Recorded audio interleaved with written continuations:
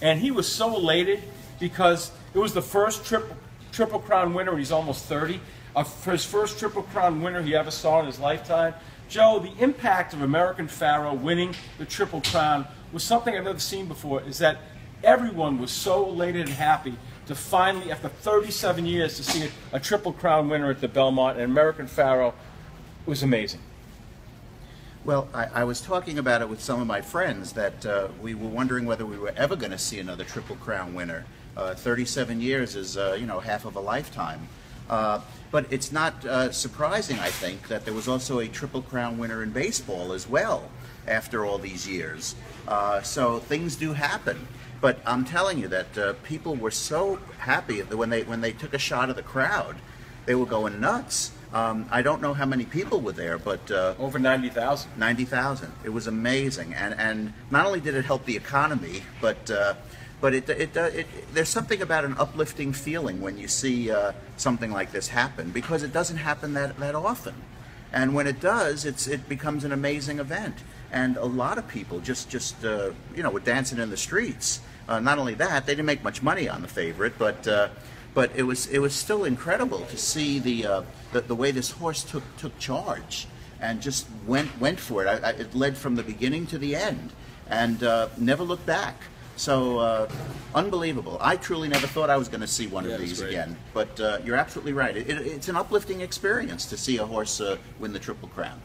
And one of the things I read about, which is such a heartwarming story, the jockey Espinosa donated 100% of his earnings to his children's cancer charity. What a great gesture! Donate 100% of your earnings to a children's cancer. It shows you what a great person he is.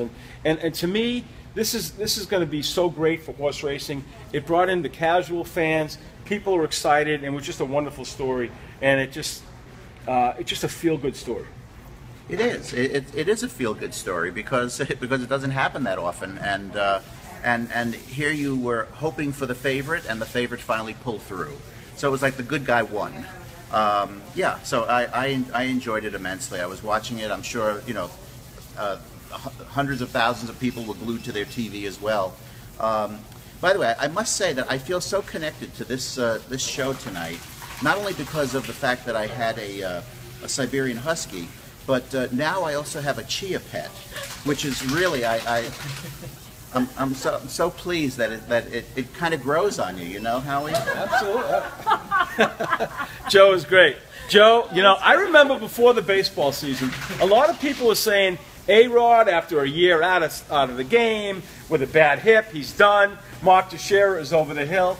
It's been a renaissance. People are talking about Mark Teixeira being an MVP. A-Rod's having a great series. What do you feel about the renaissance of A-Rod and Teixeira both bouncing back and having great seasons for the Yankees?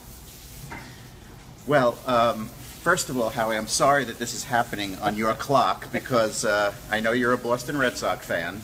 But, you know, the big thing to me is, can they do it over the long haul? Because if you think about it, I believe it was John Sterling today who said on the radio that there is still a full NBA season to play, basically. I mean, they haven't even played 60 games yet. So the question is, can he stay healthy? Can both of them stay healthy? Because they've demonstrated in the past that they are injury prone. But are Yankee fans enjoying every minute of it right now? Absolutely. Are they taking advantage of the fact that they play in a short porch? Absolutely. I mean, some of the home runs the other day just barely scraped the wall, but they're home runs and they count. So yeah, I truly think it comes down to pitching, and you know, we're expecting Ivan Nova to come back. CC maybe is getting his act together. I don't know. And you know, Tanaka again, injury prone for the last few seasons. Can he remain healthy? But yes. A-Rod I think is surprising everybody because no one expected for him to be able to do what he's doing. He was an unknown quantity, you know, after being out for a year and how many months. And Teixeira, who always had some injury issues, is just pounding the ball. So you got to love it right now if you're a Yankee fan. You know, we're living large. Okay. All right, I want to do another segment. Chris, Ellen, Christine, one more segment. Came up with a good idea.